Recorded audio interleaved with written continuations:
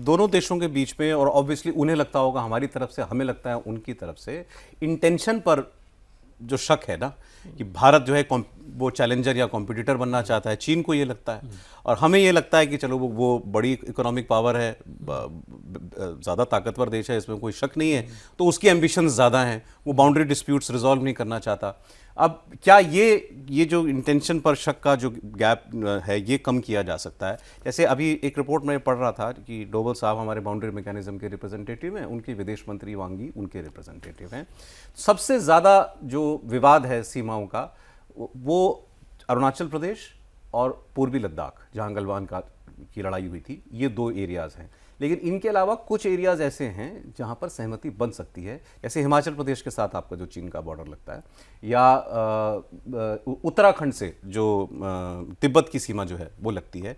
तो इनको फाइनली इनको रिजॉल्व कर लें कि भाई इनको तो डिमार्केट कर दीजिए क्लियरली कि ये, और इसके बाद आइंदा इस पर कभी विवाद ना हो। लो हैंगिंग फ्रूट है इस विवाद का, अगर उतना भी हो पाए तो भरोसा बढ़ सकता है। निश्चित तौर पर सौरभ, लेकिन भारत हमेशा चीन की अगर अपनी नीति को देखें तो उनकी बाकी देशों के साथ भी जो नीति चल रही है, तो भारत का उसे संदेहास्पद तरीके से देखना वो लाजमी सी बात ठीक है, वो तो खुल के पाकिस्तान की मदद करता है। सिर्फ पाकिस्तान ही नहीं, बाकी देशों के साथ भी जो आप करते हैं, इकोनॉमिक कॉपरेशन भी करते हो, तो इकोनॉमिक कॉपरेशन के लिए नहीं करते हो, आपको उस देश की अर्थव्यवस्था को खराब करना है, कर्ज के जाल में फंसाना, डिपेंडेंट कर लेता है किसी को। तो उस कंडीशन में भारत कॉशस अप्रोच तो रखेगा। और इन तीनों देशों के उदाहरण के आधार पर देख लेंगे, जैसे अमेरिका के साथ भारत ये चाहता है कि उसके साथ पार्टनरशिप रहे, रशिया के साथ भारत चाहता है कि स्ट्रेटेजिक पार्टनरशिप रहे, चाइना के साथ वो चाहता है कि कॉम्पिटिटिव पार्टनरशिप रहे। इस कंडीशन में हमारी नीति आगे बढ़ रही है, और उस अप्रोच को अगर आप देखें तो निश्चित तौर पे, जैसा कि चीन के आप संदर्भ में देखें, हमारी डिपेंडेंसी तो दिख रही है।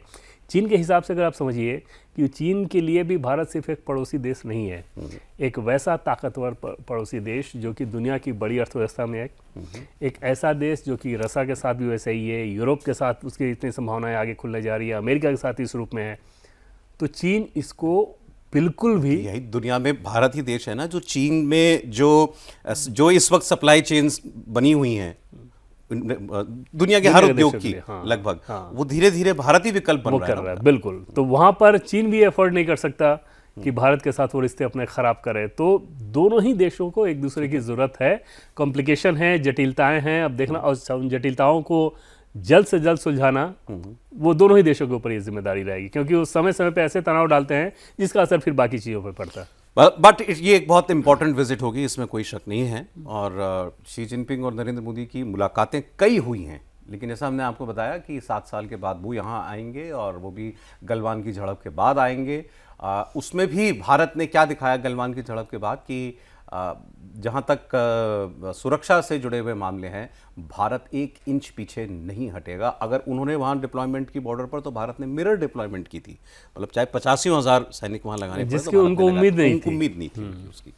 एक बात तो ये हो गई चीन के नज़रिए से। दूसरा, रूस की बात कर लेते हैं। विदेश मंत्री एस जयशंकर इस वक्त चाइना में हैं और उनकी मुलाकात हुई है। नरेंद्र मोदी और व्लादिमीर पुतिन बहुत अच्छे दोस्त हैं, ऐसा बार बार राष्ट्रपति पुतिन ने बताया है, और इस बार भी उन्होंने कहा कि मेरे रिगार्ड्स उनको दीजिएगा, और उन्होंने बताया कि इकोनॉमिक कोऑपरेशन लगातार भारत और रूस की बढ़ रही है। सरप्राइजिंगली भारत और रूस का डिफेंस के अलावा ट्रेड बहुत ज़्यादा नहीं होता था, और पिछली बार जब दोनों की मुलाकात हुई तो उसमें यही फैसला हुआ था कि हमें और क्षेत्रों में भी आर्थिक सहयोग बढ़ाना चाहिए। राष्ट्रपति पुतिन ने यही कहा कि वो बढ़ रहा है, लेकिन रूस हर लिहाज से भारत के लिए बहुत डिपेंडेबल पार्टनर साबित हुआ है। अगर चाइना के पर्सपेक्टिव से भी देखें तो भी चाइना और रूस की इक्वेशन को देखते हुए वहाँ भी वो एक मतलब हमारे लिए एक ऐसा देश है जो हमारे कंसर्न्स को समझ सकता है बेहतर।